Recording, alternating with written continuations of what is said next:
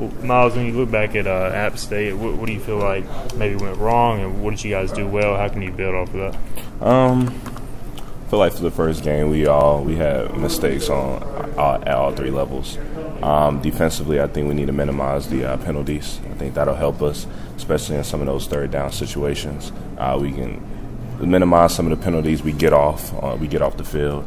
I think we have to consistently keep our juice and our energy level throughout the game, and I think that's just something we're going to have to get better at as the season goes on.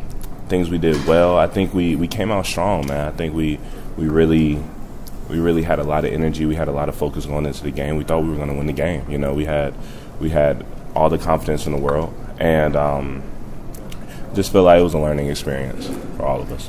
Myles, what's the vibe like now that you guys are back home and you're preparing for this big crowd, big opponent coming in South Carolina? What's the vibe on the team like? I mean, we're excited as ever. You know, first home game. You know, ready to be back in Dowdy-Ficklin Stadium. You know, because of COVID, we didn't have that. We weren't able to get a chance to experience all the fans.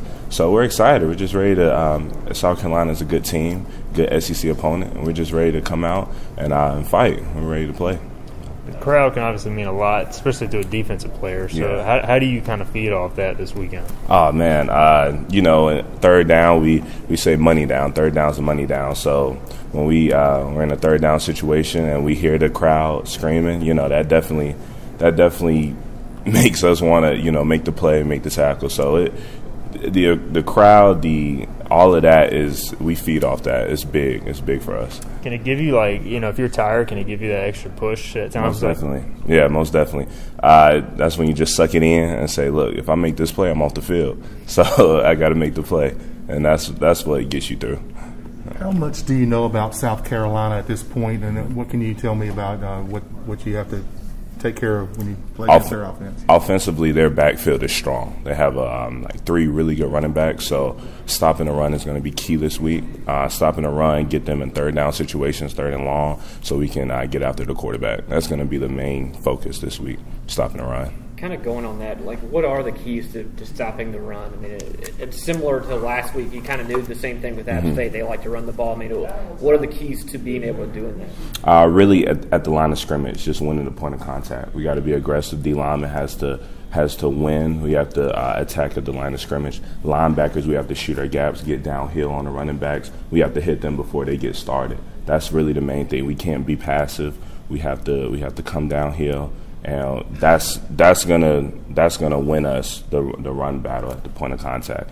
And then after that, in the backfield, just limiting the explosive plays. We can't have explosive plays like we had last week, and that's going to be one of the keys to winning and being successful on defense. When you look at their personnel, how do they compare to Appalachian State in terms of size and speed and that sort of thing? Because they're an SEC team, they're really big. O-lineman is really big. They don't move as fast as Appalachian State's offense did laterally, but they're big. They latch on. You know, once they get a hold of you, they don't let go. So using your hands and a lot of the stunts that we'll be doing will allow us to get penetration at the line of scrimmage better than we did, I feel like, Appalachian State. Myles, when you see that SEC patch on their uniform and you're on the field with that, does it make you lay the wood a little bit harder? Like it's kind of a prove-it moment that we belong here, that we're at that level? Most definitely. And, you know, ECU is kind of always the underdog in certain situations. So for me, it's just it's a chance. It's a bigger stage, a bigger opponent. It's a chance for me and a lot of my teammates to go out and prove that we are here and we should belong. And this competition is where we belong to compete at.